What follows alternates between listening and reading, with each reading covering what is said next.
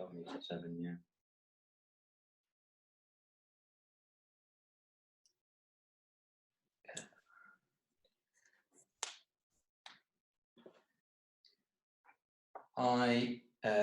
If people are waiting, we're going to get going at 7 on the dot, but it's nice to see people are joining us.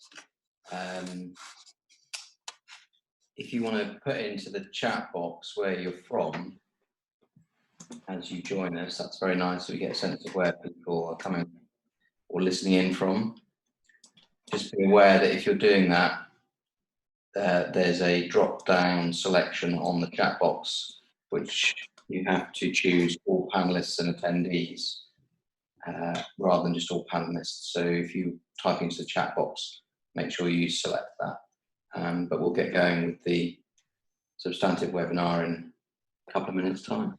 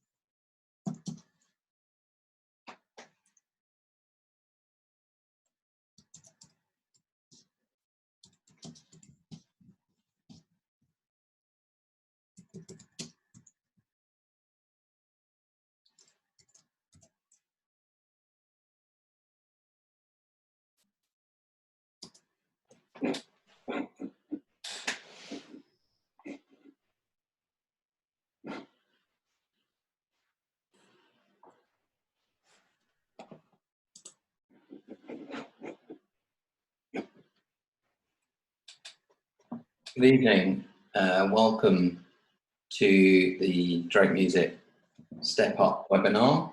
You can see we've got participants joining us from various corners of the country and beyond, I think.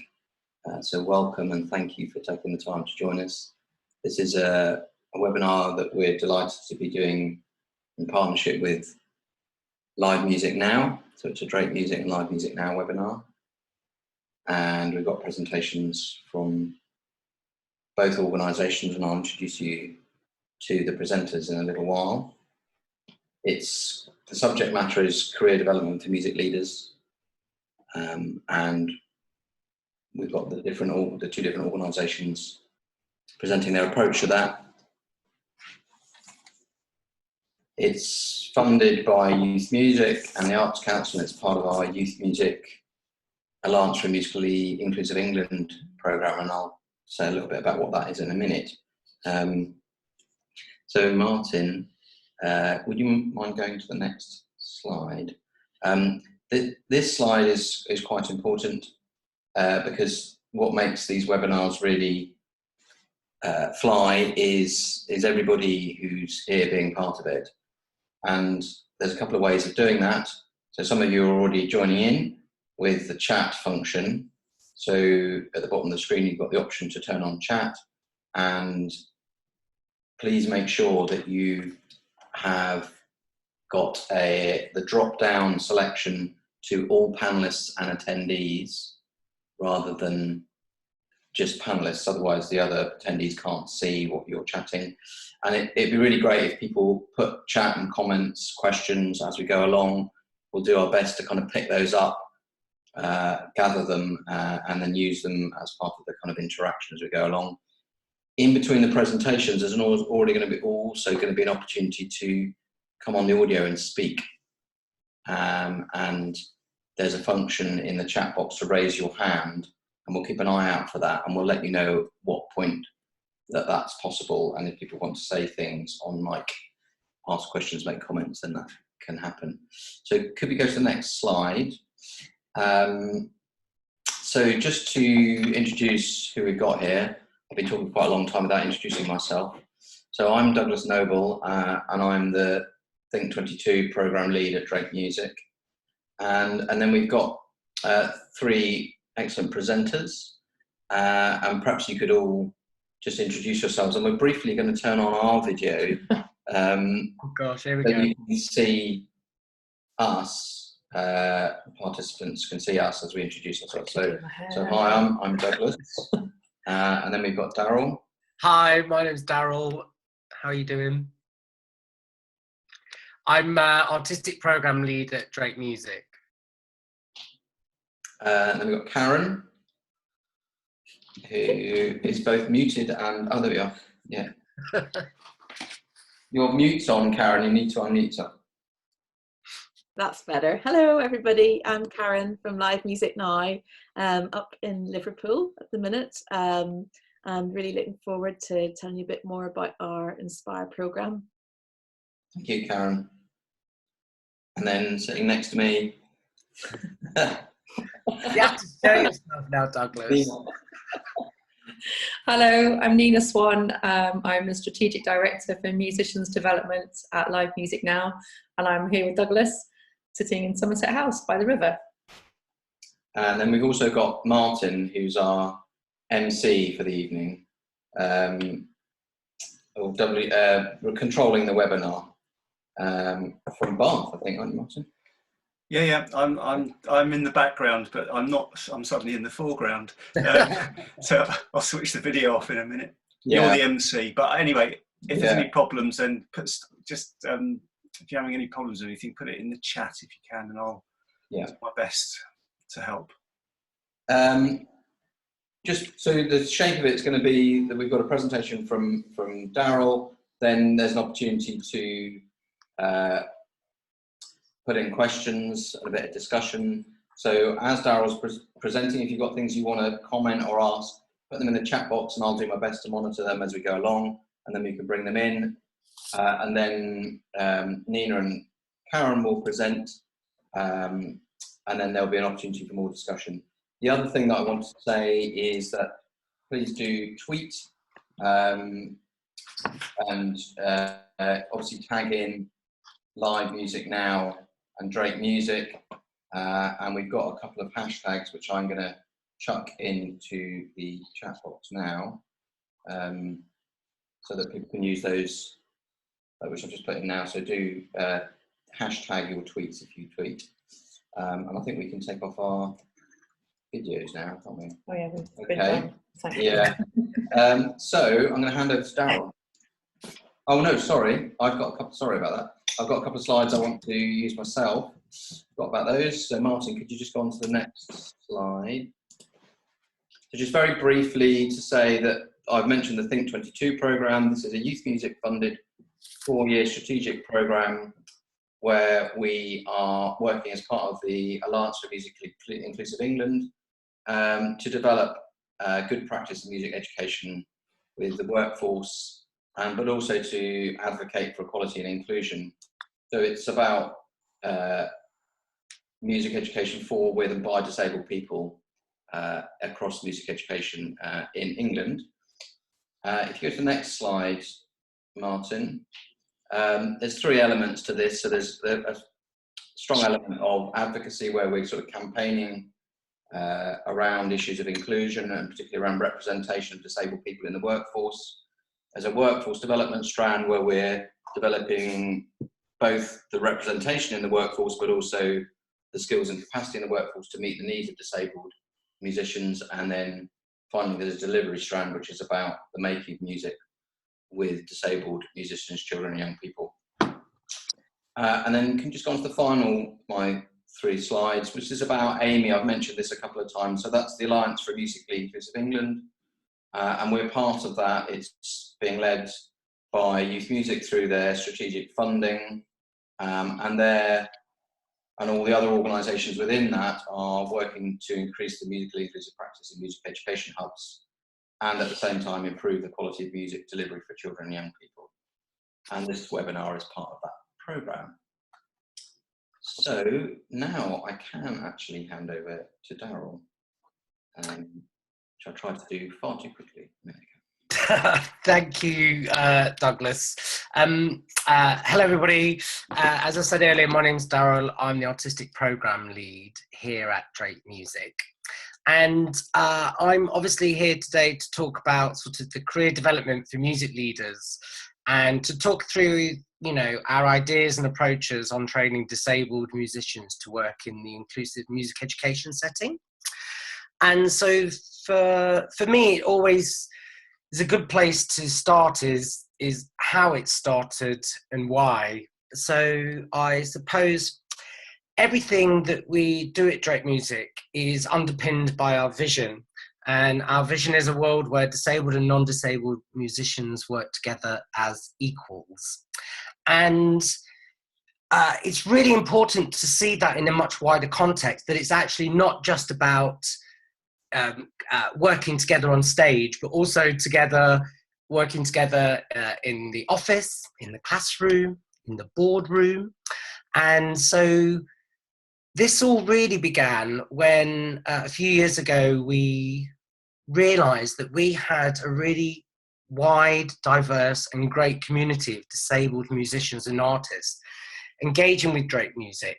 But this was mainly through the artistic programme. And of course, that's understandable. If you're an artist or musician, then that's where your focus will be. But as an organisation, if we just focused on that particular area, then it doesn't sort of develop Drake Music as an organisation. And also the other areas of work that we do, such as learning and participation, research and development, and training and consultancy.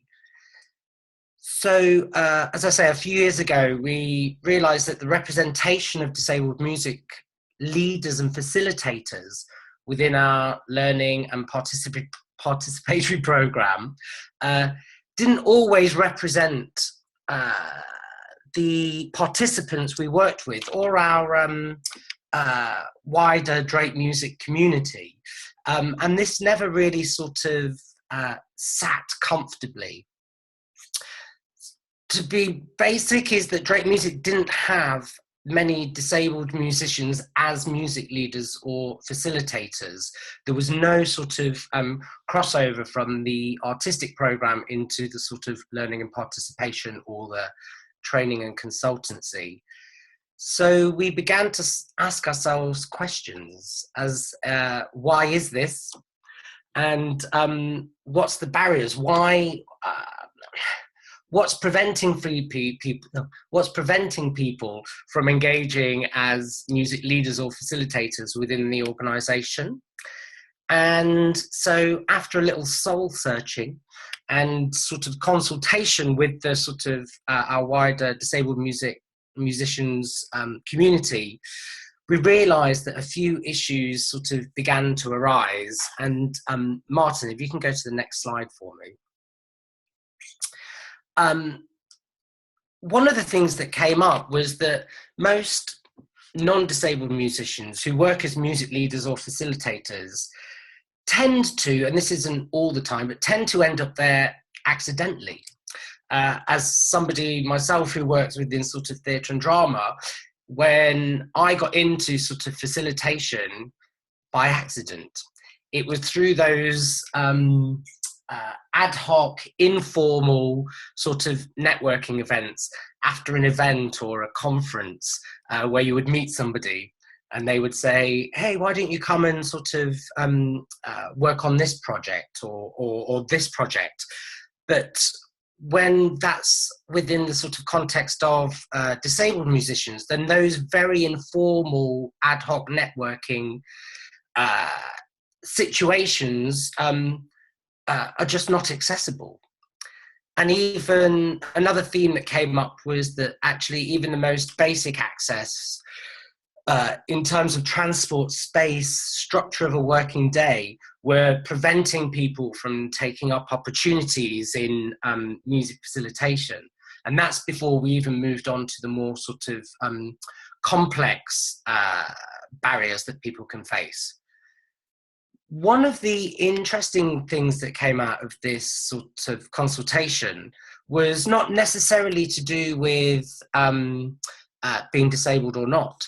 It was that actually music facilitation wasn't necessarily seen as a, quote, proper job when your main focus is on creating music and being a musician. So we were aware that we would have to make the case that this is, you know, music education is a creative and productive sector to work in regardless. And then some of the other barriers that people mentioned were that opportunities were generally unpaid because it was seen as a learning or training opportunity.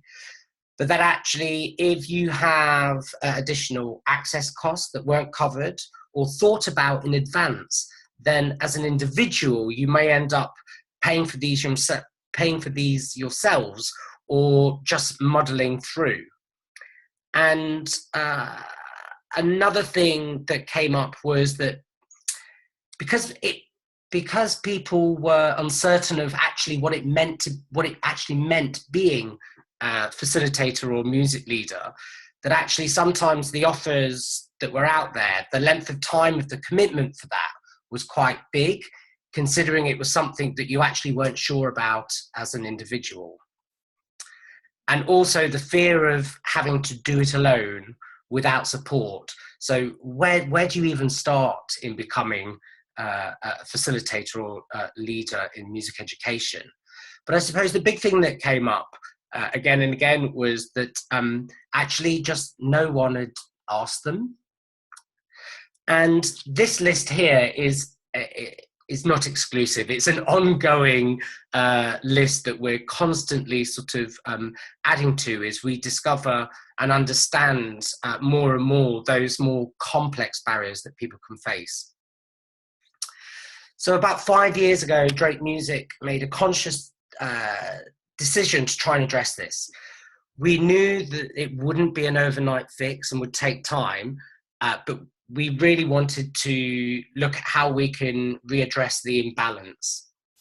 So I suppose the first thing that we did was that in every funding bid, we added an additional line in the budget for a trainee to work on the project, and that included a trainee's fee, access costs, and mentoring fees. And of course, this would impact on the budget, but we decided that as an organisation, this is where we needed to invest our energy.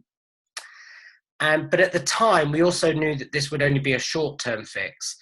And it also meant that the opportunities for disabled musicians was ad hoc, and if you like, in the hands of the funders. So some funding bids were successful, some weren't, which meant that there was no sort of consistency. But actually just taking that very small step of adding that line into the budget ended up having a big impact, because through this sort of trial and error and collaborating with those musicians about how we can build a program, led to the creation of a specific training program, which I will go into detail in a moment. But we began wanting to reshape how Drake Music, how we can reshape our own workforce.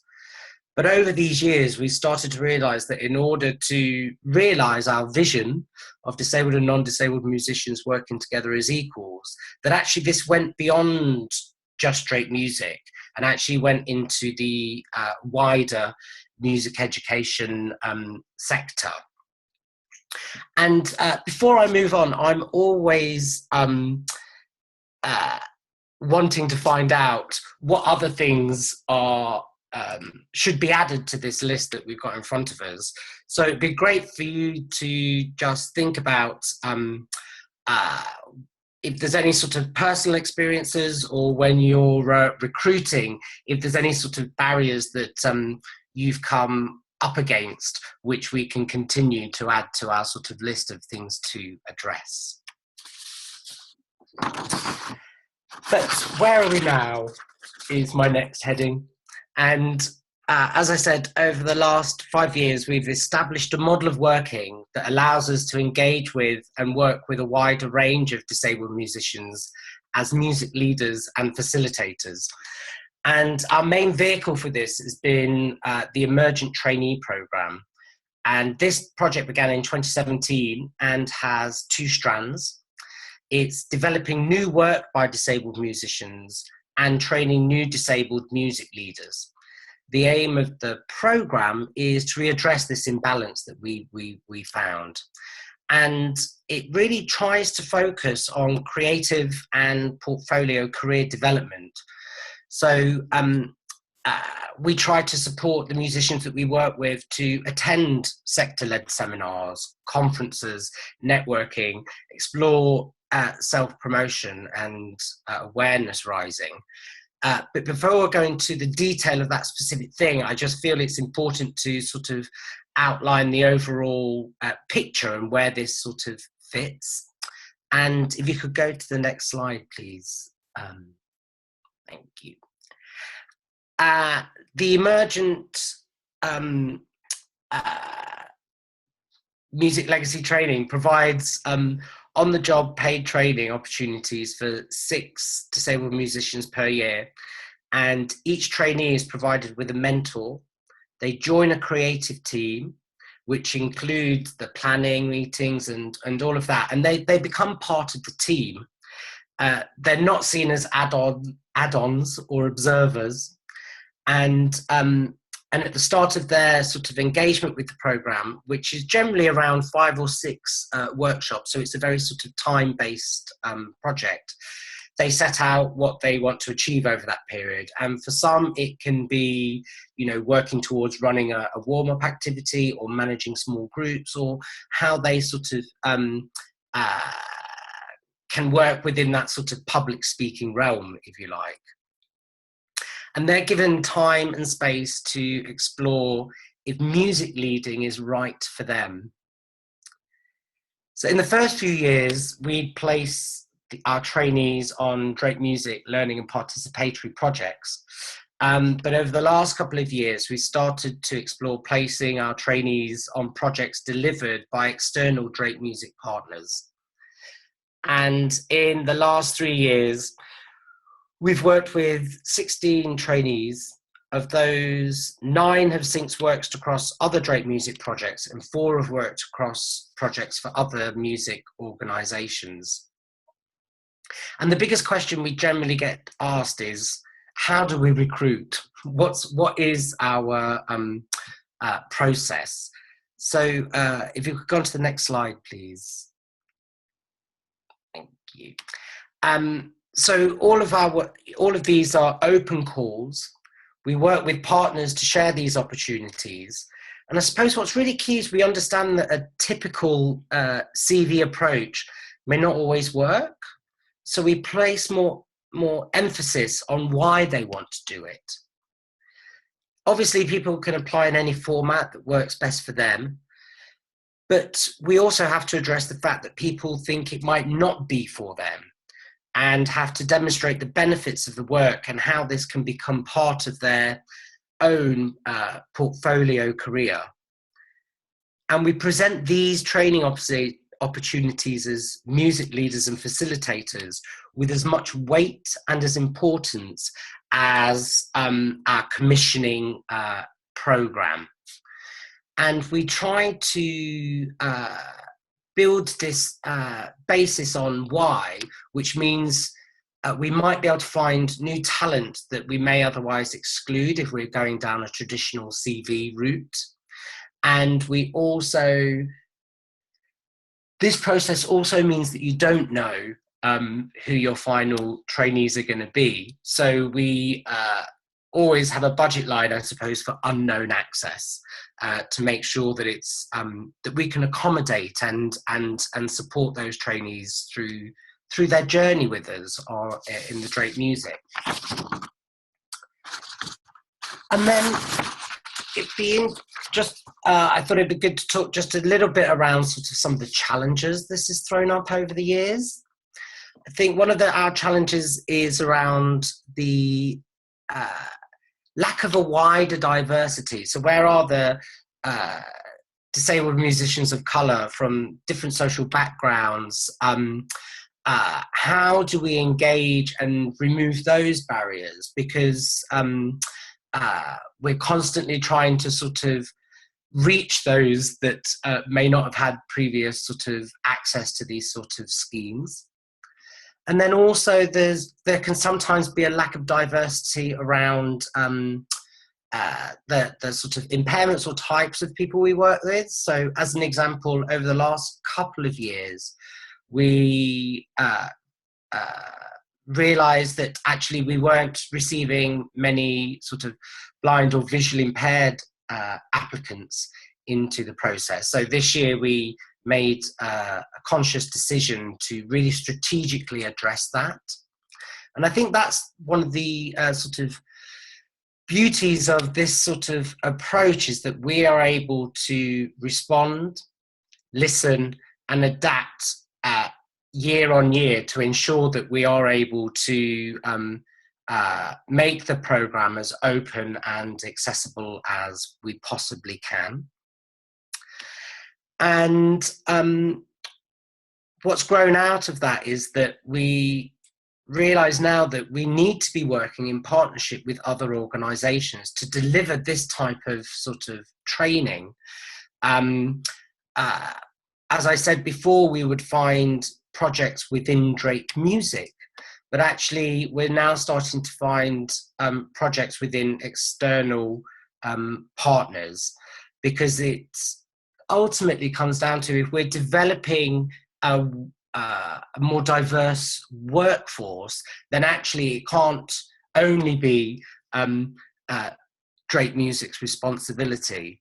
And if we're developing and training people who are interested in this work further, then it can't be that their only employment opportunity is through Drake Music. And I'm just going to finish on our final slide, please, Martin. And this was from one of our emergent trainees a couple of years ago, Oliver Cross. Some of you may know him. But he says, Michael, his mentor, has introduced me to a whole new way of working. I can see how to incorporate my harmonica with accessible instruments via the iPad and Skoog. It's a real pleasure to see the Eastway Care Group respond to my input and make my own music.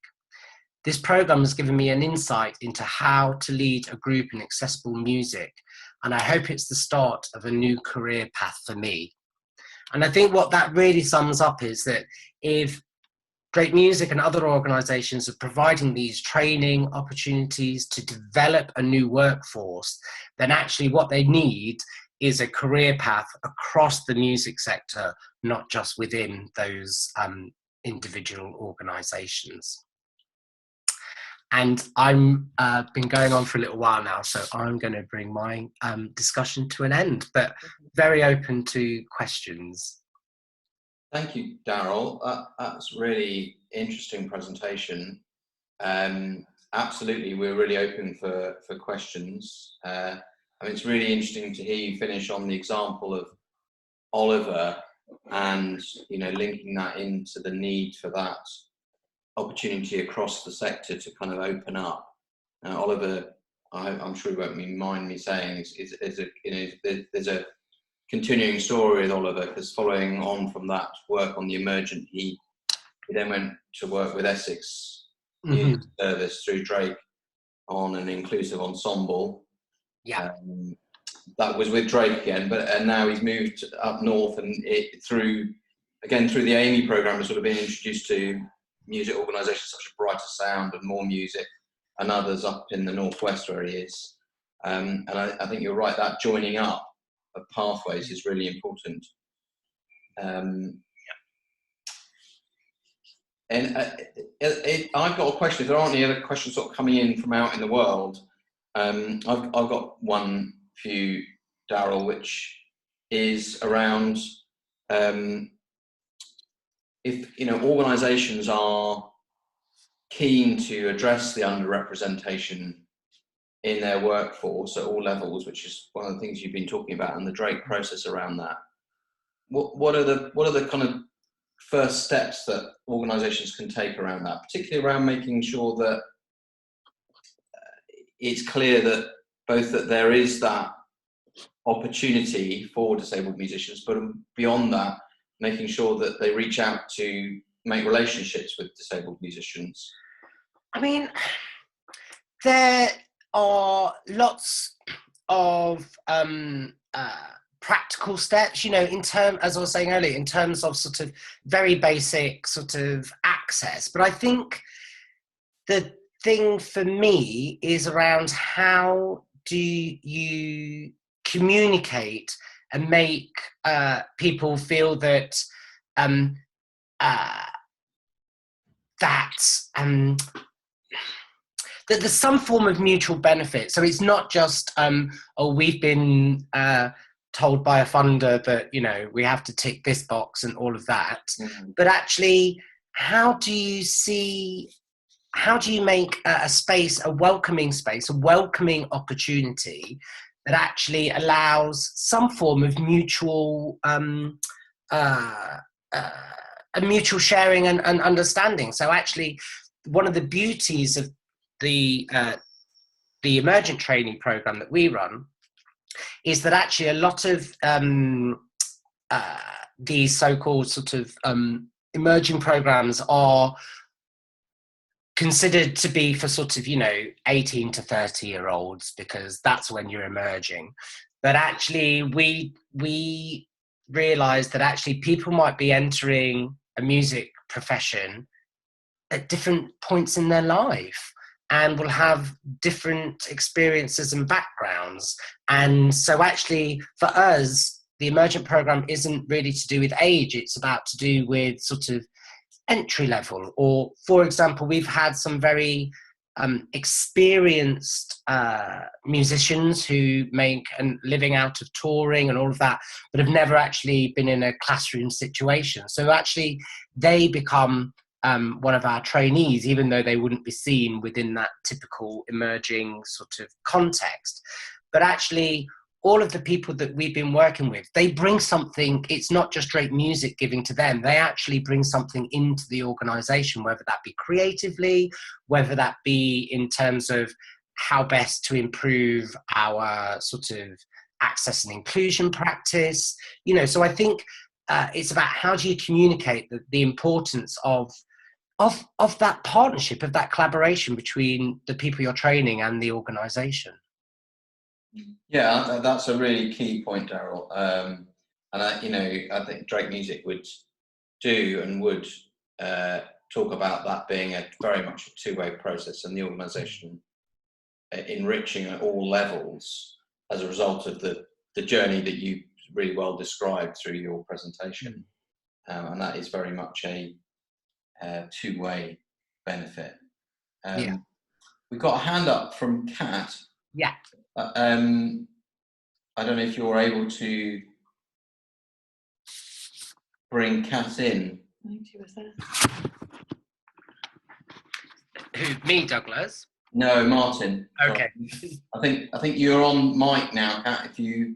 Okay. Can anybody hear me? Oh, yeah. I can hear you. Yeah. Oh my goodness! Wow. I wasn't expecting that. Okay. And I can. Wow, that's really, really cool. I'm looking at the captions going past. Okay.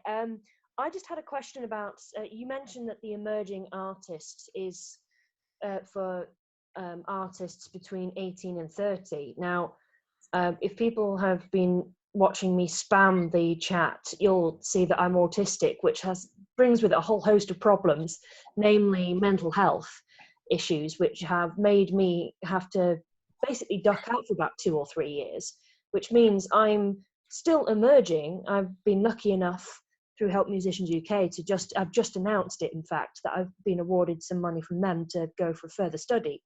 But I'm clawing back the years that I lost effectively when I was mentally ill. So I'm just wondering whether emerging artist and attaching the age aspect of it is really the right way to go, or what are your thoughts on that? Because absolutely, Kat, and sorry if I was a little unclear. I agree. We basically agree with what you're saying, is that actually we don't go by the age range because of the very things that you're highlighting. That actually you could be a practicing non-disabled musician, and then at the age of 55 or something, find yourself in a situation where you now consider yourself disabled and are having to adjust your practice. Yeah. And that means that actually you are emerging again if you're trying to develop or use a new instrument or develop a new way of working. So exactly, I was just pointing out that we don't use that age. Right, sorry, I'm finding it difficult. Okay, But it's to be good to fair. make it clear. Yeah, It's fine, Kat, and it's important to absolutely. ensure that it's being followed, the Yeah. points being made. So it's really fine. We're really happy for you to ask that question. Thank you. I appreciate you listening. Yeah. Yeah. I think that's basically as far as my main question goes, really. Okay. Thank you, Kat. I'm going to, just because time's moving on, I'm going to invite Karen and Nina to come in here from Live Music Now, and people do keep jumping in with chat, and there'll be opportunity hopefully at the end for a bit more of this interaction after Nina and Karen have made their presentation. So just to say thanks very much, Daryl. That was fascinating, really interesting, really good. And now to hand over to Karen and Nina. Hello, I'm Nina. This is me first, I think. Karen will chip in a little bit later. I look after the musicians' development for the organisation for Live Music Now, and some of that is to do with recruitment, but it's also to do with training. And I guess I've got just a couple of slides for you, and then I'm going to hand over to Karen, who will talk to you about our Inspire training programme, which we put our musicians through. But just a little intro to Live Music Now and the kind of context in which we work. So the emphasis for our organisation is on early career professional performing musicians rather than teachers or community musicians. We were set up by Yehudi Menuhin in 1977 because he saw that there was a transformative power to music, and it healed people in a way that kind of pure normal medicine couldn't. So that's really why we exist, and are we're quite keen to keep on working with professional performing musicians. I think our role is to support them to think bigger than just the concert platform or just gigging, and to see that the skills that they can develop through working out in the community through Live Music Now work enables them to become much more inclusive and engaging performers in other areas of their career. And the skills are transferable to lots of different settings. So what they learn through SEND Inspire, our training framework, is actually very relevant to working with care homes, people living with dementia, hospital work, etc., etc. We work primarily in special needs schools with disabled children, and rather than out in the community, and tend to partnership a lot with music education hubs. Can we have the next slide, Martin, please? So this is just to give a little bit of context for our work. We've evolved in the last 10 years, I think. We're really interested in how the relationship our musicians develop with the young people they work with can deepen the impact of their work. And we are increasingly working over longer periods of time with the same people working in residencies, and looking how we can best engage them, best encourage them to engage with us and provide for them meaningful musical experiences. And this is the context in which we work here. So within the National Plan for Music Education, we're not looking to replace kind of music teachers or anything, but we're part of a whole kind of community of music education, classroom teachers, specialists, professional performers, and other arts organisations, as noted in the original National Plan for Music Education. Can we have the next slide, please, Martin? So why music in special needs schools? I think everybody that's listening knows that the potential for young people with additional needs to develop as musicians and the positive impact it can have on their lives. And yet actually music provision in special schools is very, very inconsistent. In a recent survey that Live Music Now took of 100 special schools, only a third had a music specialist on the staff. And so we want to help address this by providing not only more musical opportunities for young people through the work with LMN, but also helping to develop the existing school workforce as well, to support them. Can we have the next slide, please? So this is kind of the qualities that we look for in our musicians in live music now.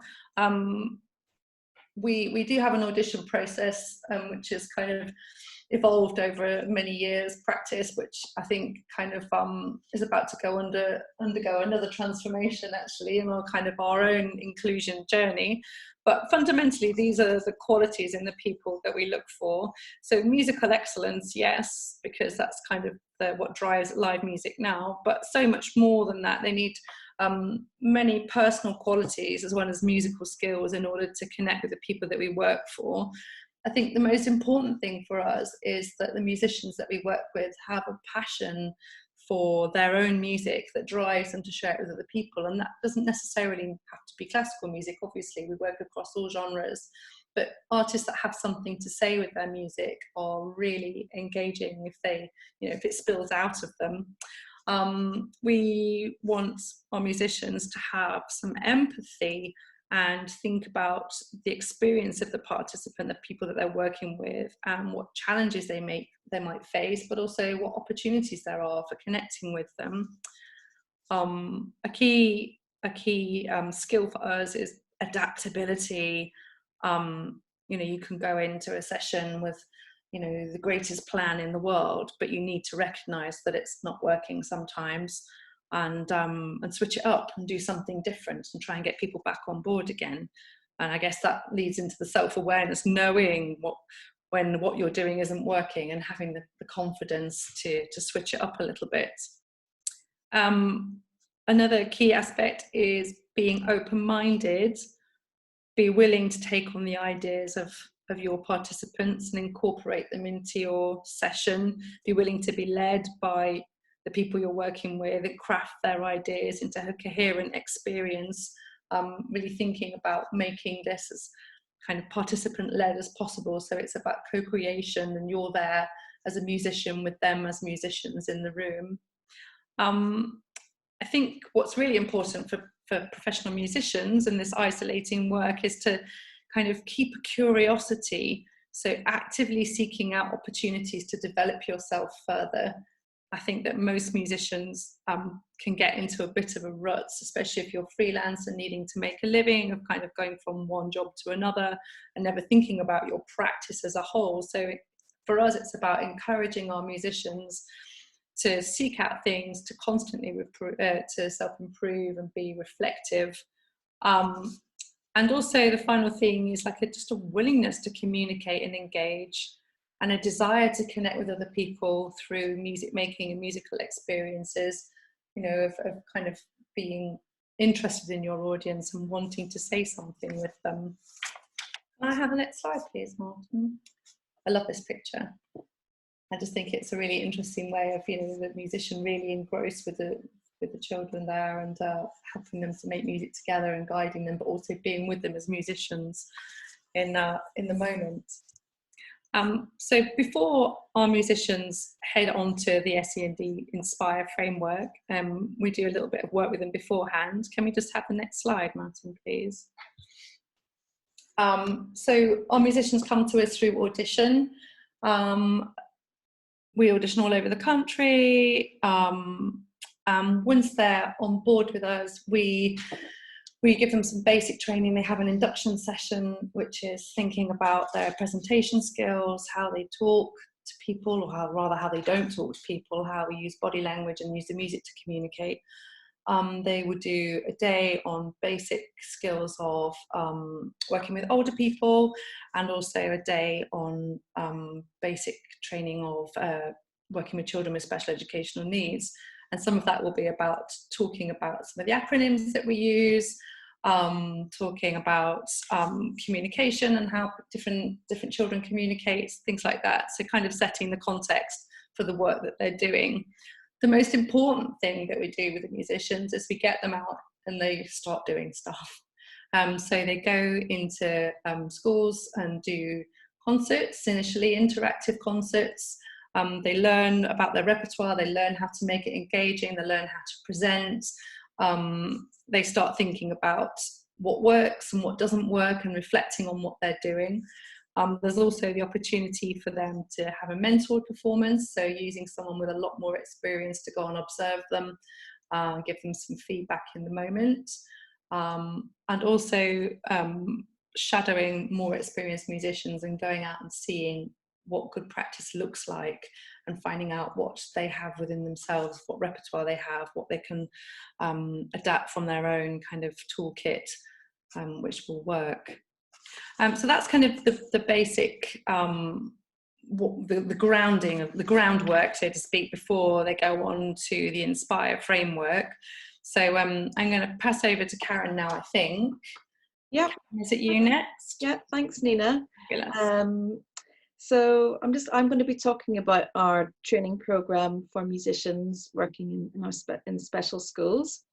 So about 8 years ago, we started to deliver longer projects in special schools in addition to the concert work. And the thinking behind that was that we wanted to provide more in-depth musical experiences for young people, but we also wanted to equip our musicians with those additional skills to lead inclusive sessions, and therefore increase the number of professional musicians with special skills in this area. So after piloting the work for a few years in schools, we launched our LMN Inspire scheme in 2016. And basically, it's a training pathway for musicians on the Live Music Now scheme. We've got 3 levels through which the musicians can progress and develop as inclusive music leaders. So in level 1, this gives musicians their first experience of a classroom music session, working alongside an experienced practitioner. In level 2, the musicians work in pairs and they deliver a short creative music project in the school. And in level 3, the musicians work on their own to devise and deliver a year-long residency in a special school. So far we've had about 128 musicians taking part in the Inspire programme, and they've worked in 59 different schools across England, Wales and Northern Ireland. And the musicians have said that their experience of the training has not only opened up new ways for them to work, but it's also had a really good impact on them as performers as well. So our aim is for all of our musicians to complete the level 1. But we do recognise that this work is challenging and it's not for everyone. So it's only really the musicians who show particular interest and aptitude that go on to do the level 2 and 3 projects. And it's also very much funding dependent too, which is a whole other story. But before I go into a bit more detail about the programme, I have a question. For the more experienced music leaders that are here today, I'm really interested to know what you find most challenging in terms of developing your practice when you were starting out, and how did you address that? And maybe for colleagues who are newer to this area of work, what are the additional skills that you're developing to support your practice? That's something that I think about quite a lot, through the Inspire programme and the training that we do for our musicians. Can I have the next slide, please, Martin? So to start with, I thought it might be useful just to share the framework that we created to underpin the programme. It's really our quality framework. It's got 4 sections, and each section has a list of skills and approaches that we feel are important in the delivery of inclusive music sessions. And then each of those skills is broken down further into descriptions of what that might look like for the musicians at the different levels. The framework informs our training, and musicians use it to benchmark their skills and maybe identify gaps in their knowledge as well. As you can imagine, it's pretty detailed, so I'm just going to highlight a few things. Next slide, please. So from the first section, planning and preparation, I've just picked out the one, understanding the school environment. I think this is really important in special schools because they're such unique settings. So actively seeking out information about the school's ethos and culture is really helpful before you start more detailed planning.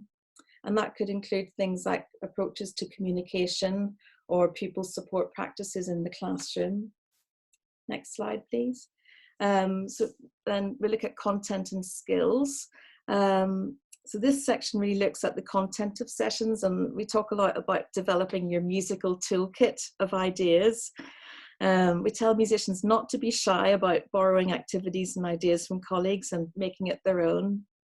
One of the more sort of unfamiliar concepts initially for musicians starting out in this area is the importance of child-led activities in a session, so that you can promote engagement and enjoyment. We often talk about having a plan, but then being open to young people steering the content and direction of a session. And this does really require a lot of flexibility on the musician's part. But there is a real light bulb moment when musicians feel confident enough to step away from their plan in response to a young person's input and ideas and just go with the flow, or indeed just to be completely, child-led for a whole session. We find that this generally happens by the time the musicians get to level 3 of our program. Next slide. Engaging participants. The quality of engagement in sessions is so important, particularly as music can be a hook into learning for some young people. So engaging a group with a wide range of needs can be really daunting for musicians. So that's why we say that working with staff is absolutely essential. They know the pupils best and can give advice. Although it's fair to say that I think occasionally, sometimes even the staff are surprised at how positively young people respond to the music sessions. Next slide. And then the fourth section is around reflective practice. And this definitely comes more easily to some musicians than to others. We encourage the musicians to keep a diary to reflect on their sessions and think about why things have gone well or not so well. I think it's a really good habit to get into if you're going to continue as a music leader. Next slide. The other framework that underpins our training program is the Sounds of Intent. And I know that many of you will have come across it, but if you haven't, I really highly recommend looking at it. The website is slightly daunting when you first go into it, but it's worth persevering and really exploring it. There's so much content there, and you can see the link. The website link is on the slide. The Sounds of Intent is a musical framework based on 10 years of research, and it helps to assess and support musical progression of young people with complex needs. And it has 3 different domains. Sorry, the tags are quite small there, but the 3 domains are reactive, proactive, and interactive. And each domain has a detailed description of what musical progression looks like. For people that know me, they know that I absolutely love Sounds of Intent, and it's such a powerful tool that can be used in many different ways. So we always introduce it to our musicians when they join Live Music Now. And I think many of them are surprised that such a detailed framework about musical progression exists. It's probably not until the musicians become more confident in their own practice that they actually start to use Sounds of Intent more comprehensively. And again, this is often another light bulb moment for musicians in their leadership skills. The ways that they might use it are perhaps to assess where a young person is at musically, and then getting ideas for activities and how to support that progression. It can be used for structuring sessions, so including opportunities for responding, creating and interacting, so that fitting with those 3 domains. And it's also really helpful as a tool for discussing pupil progression with staff after a session. I noticed somebody was asking earlier about accreditation, and 6 of our musicians have actually done or are currently completing a postgraduate certificate in Sounds of Intent, and that's done through Roehampton University, though most of the teaching takes place in Birmingham. And I'd highly recommend the course as a great way to build theoretical knowledge and practical skills. So now I'll just go on into a bit of detail about the 3 levels of LMN Inspire. So for most of our musicians, a level 1 project gives them their first experience of a music session in a special school classroom. Over 3 days, they work with an experienced music leader to deliver a series of music sessions. And there's, being in the classroom for the first time, there is a lot to absorb, and that includes like the range of pupils within one class, the number of additional adults in the room, and the level of background noise. The musicians pick up and observe so much from their music leader at this stage, including ideas for activities and how to structure sessions. But I think some of the initial key learning points for musicians just starting out are not to put too much into a session. You can actually make a single activity last quite a long time, because some of the students will need time to understand what's happening, or even to build confidence to participate. So we have a bit of a mantra around the fact that repetition is really important. They also learn about the importance of giving individual pupils time to respond. And that, even if that means having what might feel like quite an uncomfortably long period of silence, it's really important to give children that processing time.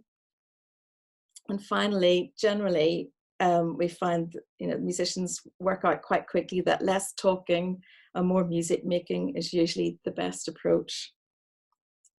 Next slide. At level 2, the musicians work in pairs, and they spend 8 weeks in a host school with support from a mentor. They start with observing some of the classes, and then they have 7 music sessions where they co-create music with pupils. And the project often culminates in a sharing or a recording. I think one of the great joys for musicians doing the level 2 work is the opportunity to build relationships with the pupils through music. But equally, it's a big learning curve to maintain young people's engagement and progression over the duration of the project. And I think the most successful projects happen when the musicians learn to use a similar structure each week, so young people know what to expect. And they might use tools such as a visual timetable for this. The musicians need to be constantly alert to pupil responses, and they're flexible in the moment to adapt their plan. Also, using their own instrument to enhance and support young people's participation, because this is one of the really special things about having a professional performer in the classroom. And it's great when they start to use sounds of intent to baseline pupils' musical skills and get ideas on how to support their musical progression. And again, actively involving staff in the sessions. And then by the time they get to level 3, this is really for individual musicians who have a passion for music education and inclusion, and they're looking to incorporate that area of work into their ongoing careers. So we match them with a partner school, and they become the musician in residence for the year. By this stage, they've built up quite a decent musical toolkit, and they're finding their own unique approach to delivering sessions. And they work with one class for a whole year and then rotate other classes each term. It's quite an intense journey for them during the year, but they do have the opportunity to support young people's musical progression, but also affect their personal and social development too. So I've got 3 photographs to show you, just to capture a bit of learning from the level 3 program. The next slide. And the first one, I think Sadie's actually here in the webinar, so she's probably going, oh no. And I think Flo, the teacher from the school, is also here as well. We've got lovely photographs from this school. So it shows Sadie, who's the singer and songwriter, leading a singing session with her guitar in the school yurt, which, how amazing is that to have a yurt in the school? And I chose it because it reminds me about the positive impact a visiting musician can have on a whole class's level of confidence and interaction with each other. And I think the key to that was, in this case, was finding an activity that was relevant to pupils and using Sadie's musical expertise. In this case, it was working, I think, on a song from The Greatest Showman. And over the course of the project, the class went from being unconfident about singing to being comfortable using their voices and being more expressive. And I'm sure Sadie wouldn't mind me sharing, but one of the main things that she said she'd learnt over the year was to give each pupil the time and space to explore their musical identity and to find ways for everyone to have a voice. And I think that's completely spot on. The next photo shows Dave, who's one of our Northeast musicians and staff from his partner school. He just finished running a training session on the ukulele, showing staff how to use the uke and use it for musical interaction and activities with pupils. And again, I think learning to collaborate with staff is really important. So I've just noticed the time and I really need to finish off. But I was just going to say that there's so much potential to support staff in schools to become more musically confident and to build a legacy in the school as well. I think we better just whiz on to the next slide, Martin. Again, the musicians get to do one-to-one work using approaches like intensive interaction and scaffolding. And the next slide. And we'll just skip that one, sorry.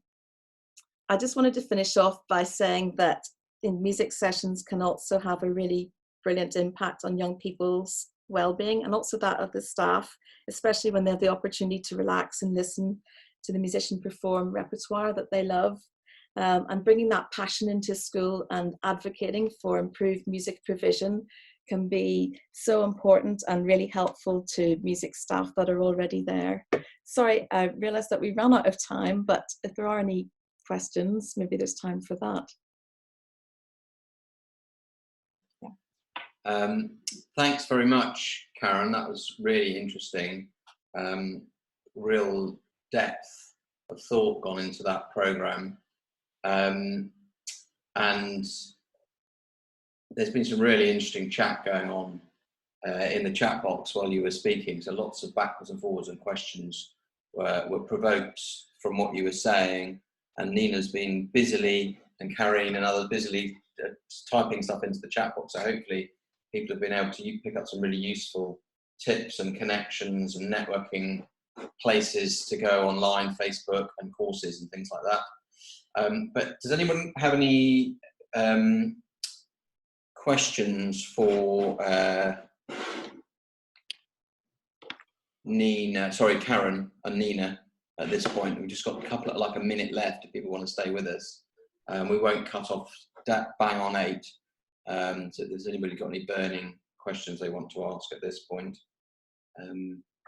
otherwise you can raise a hand we'll or wrap type up. it. You can raise a hand or type it, as Nina says. I think that's a nice comment.